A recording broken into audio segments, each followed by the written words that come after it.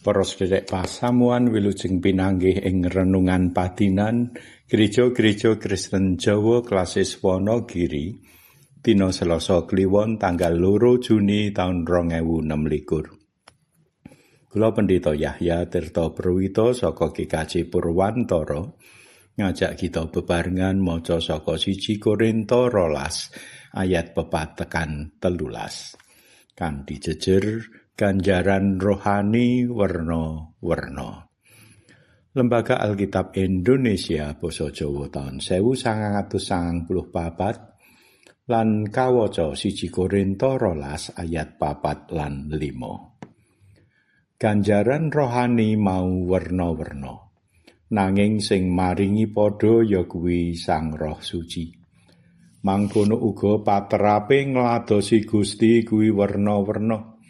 Nanging Gusti sing kita ladosi mung siji ya kuwi Gusti Yesus Kristus. Para sedherek ingkang rahayu kang nampa sabda pangandika lan ngestokake ing uripe. Haleluya. Amin. Para sedherek ing kraton ana gelar Kanjeng Hangabei. Lan pitakonane kita, apa pancen sing nyandang gelar Hangabei iku bisa tumandang gawe sakkabehe. Lumrahe ing urip patinan kapisan kang diduweni dening wong iku werna-werna. Siji lan sijine beda-beda. Mula siji lan sijine uga mbutuhke ing urip bebarengan. Mangkono uga ing pasamuan. Pakaryan leladi sing ana iku ora bisa dicukupi dening wong siji. Nanging kabeh bebarengan katimbalan mbabarake pakaryan leladi. Manut miturut ganjaran peparingi Sang Roh Suci kanggo kabecikane wong kabeh. Kita bisa ndaftar cacah 9 ganjaran peparingi Sang Roh Suci ing wacan kitab suci dina iki. Ing ayat 8 ana micara kanthi kawicaksanan, memulang kanthi pangwasa. Ing ayat 9 ganjaran iman, kuwasa kanggo marasake wong lara. Lan ing ayat 10 kuwasa kanggo gawe mujizat, kewasisan kanggo memulang, bedakne roh rupa-rupa, caturan nganggo basa roh, lan nerangake tegese basa roh.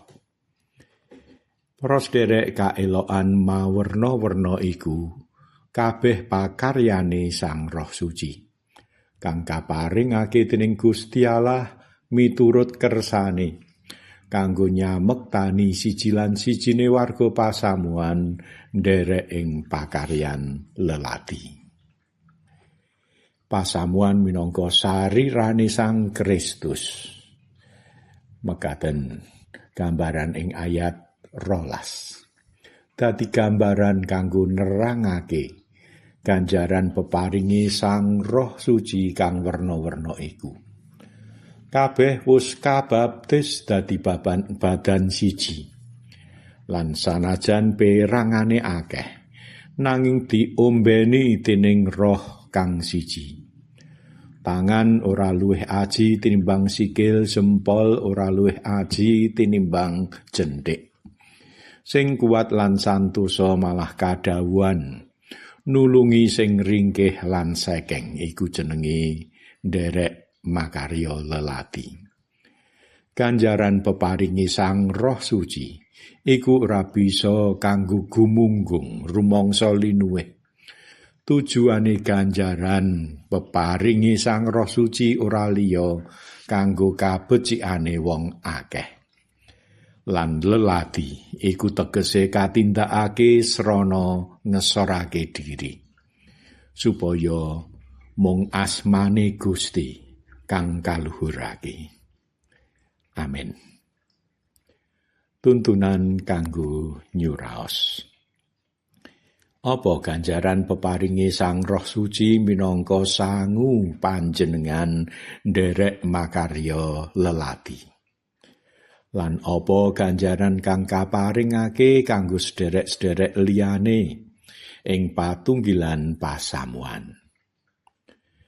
Kenging menapa kang nampa ganjaran linuwih malah kedah leladi ngesorake diri.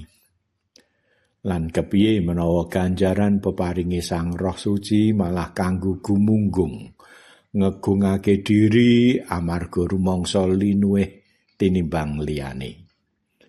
Monggo katuran nyuraos. Lan pandonga. Duh Gusti, mugi saben warga pasamuan saged ngerteni ganjaran peparingi Sang Roh Suci kang wis paduka paringake wonten ing patunggilan kalian Gusti Yesus Kristus. Kepareng dados sangu nderek ing pakaryan leladi, mbabarake kabecikan ing tata urip bebarengan. Wonten ing Gusti Yesus kawula ndedonga. Amin. Para sederek mekaten renungan patinan. Mugi Gusti paring berkah dhateng kita. Ngerteni peparing lan ganjaran sih rahmatipun Gusti lan kanthi mekaten kita saged migunakaken wonten ing pakaryan leladi. Amin.